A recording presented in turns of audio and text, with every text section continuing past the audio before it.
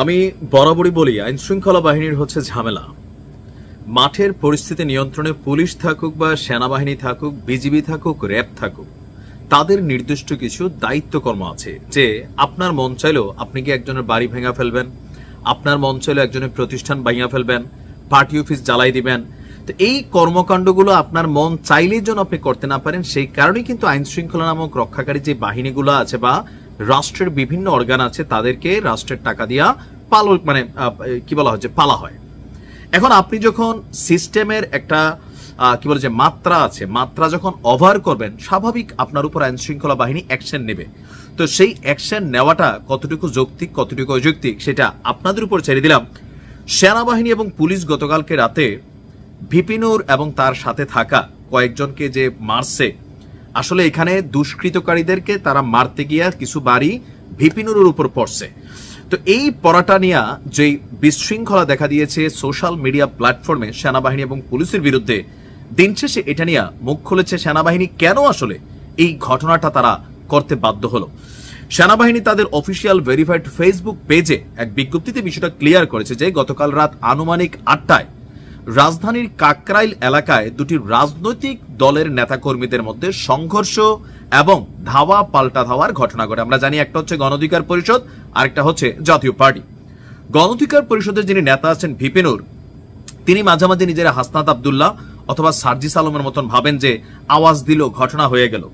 জাতীয় পার্টির রাজনীতি নিষিদ্ধ জিএম কাদেরকে গ্রেপ্তার সহ বিভিন্ন ইস্যুতে তারা যে গতকালকে মিছিল মিটিং যেভাবে করছিল, তো সেইটার ফলশ্রুতিতে প্রথমে সাংঘর্ষিক একটা ঘটনা ঘটে, এরপরে কিন্তু সেখানে আপনার আইন শৃঙ্খলা বাহিনীর ব্যাপক উপস্থিতি হয়। কিন্তু এর পরবর্তী সময় যে ঘটনাটা ঘটে, সেনাবাহিনীর বক্তব্য হচ্ছে যে প্রাথমিক সংঘর্ষ এবং ধাওয়া পাল্টা দেওয়ার ঘটনায় বেশ কয়েকজন আহত হন। পরিস্থিতি নিয়ন্ত্রণে আনতে সেনাবাহিনী এবং পুলিশ মোতায়েন করা হয়। প্রথমে পুলিশ ঘটনাস্থলে উপস্থিত হয়ে পরিস্থিতি নিয়ন্ত্রণের চেষ্টা করে, তবে এক পর্যায়ে সংঘর্ষ বেড়ে গেলে তারা সেনাবাহিনীর সহযোগিতা কামনা করে। এখন সেনাবাহিনী যত মাঠে আইন শৃঙ্খলা মেনটেন্যান্সে কাজ করছে, সো তারা সেখানে আসে। পুলিশ ঘটনাস্থলে গেলে তাদের উপর আক্রমণ চালানো হয় এবং এতে কয়েকজন সদস্য আহত হন। সেনাবাহিনীর বক্তব্য, ঘটনার শুরুতে আইন শৃঙ্খলা বাহিনীর সদস্যরা উভয় পক্ষকে শান্ত থাকতে এবং শান্তিপূর্ণভাবে স্থান ত্যাগ করার জন্য এবং দেশে বিদ্যমান আইনের প্রতি শ্রদ্ধাশীল থাকতে শান্তিপূর্ণ প্রক্রিয়া নিজেদের মধ্যে মতপার্থক্য দূর করার অনুরোধ জানায়। তবে বারংবার অনুরোধ সত্ত্বেও কতিপয় নেতাকর্মীরা তা উপেক্ষা করে মব ভায়োলেন্সের মাধ্যমে পরিস্থিতিকে অশান্ত করার চেষ্টা করে।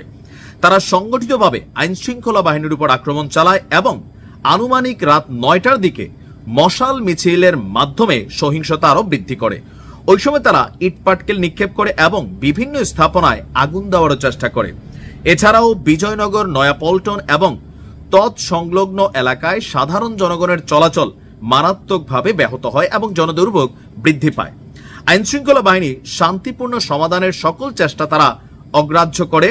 ফলস্বরূপ জননিরাপত্তা রক্ষার্থে আইন শৃঙ্খলা বাহিনী বল প্রয়োগ করতে বাধ্য হয়। এমনকি এই ঘটনায় সেনাবাহিনীর 5 জন সদস্য আহত হয়। বিজ্ঞপ্তিতে সেনাবাহিনী বলে, সকল ধরনের মব ভায়োলেন্সের বিরুদ্ধে বাংলাদেশ সরকারের জিরো টলারেন্স নীতি গ্রহণ করেছে। বাংলাদেশ সেনাবাহিনী সরকারের এই সিদ্ধান্ত পুনর্ব্যক্ত করেছে এবং জনমনের স্বস্তি ও নিরাপত্তা আনতে সকল ধরনের মব ভায়োলেন্সের বিরুদ্ধে কঠোর অবস্থান গ্রহণ করতে সদা প্রস্তুত রয়েছে। জননিরাপত্তা, আইন শৃঙ্খলা, শান্তি বজায় রাখতে সেনাবাহিনী সর্বদা বদ্ধপরিকর। স্যালুট এরকম শক্ত বক্তব্যের জন্য। দেখেন, বিপিনুর মাইর খেয়েছে, রাশেদ মাইর খেয়েছে, এখানে অনেকে মাইর খেয়েছে। আমার এটাতে ওই রকম ফিলিংস আসে নাই। কেন আসে নাই?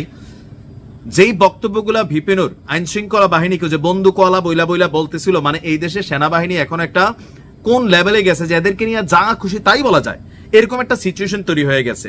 যে কোনো জায়গায় আপনার যা খুশি আপনি তা করবেন, আপনার মন্না ছেলে আর বাড়ি ভেঙে দিবেন, হের পার্টি অফিস জ্বালাই দিবেন, যার টাকা খাইছেন তারে বাঁচানোর চেষ্টা করবেন।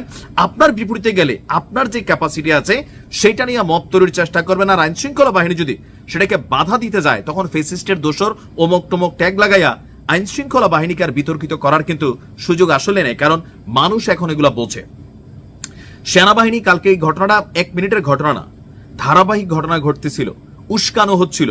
তো পুলিশ বল প্রয়োগ করবে, সেনাবাহিনী বল প্রয়োগ করবে, নাকি বৈশা বৈশা রং তামাশা চাবে যে জিএম কাদেরের বাড়ি ভেঙে ফেলবে, অথবা যে জাতীয় পার্টির তারা আইসা ভিপি নুরের যে অফিস সেটা ভাঙা ফেলবে, অথবা আশেপাশের বাড়িঘর যেটা সামনে পড়ে এটা উড়াই দিবে, রাস্তার মানুষের গাড়িরে মনে করেন ভাঙা চুরমার করে ফেলবে, এরে হে ইট মারবে, পুলিশ আহত হবে, এটাতে কোনো বক্তব্য আসবে না, সেনাবাহিনী আহত হবে, তারা ধৈর্য ধারণ করতে হবে। কেন ভাই?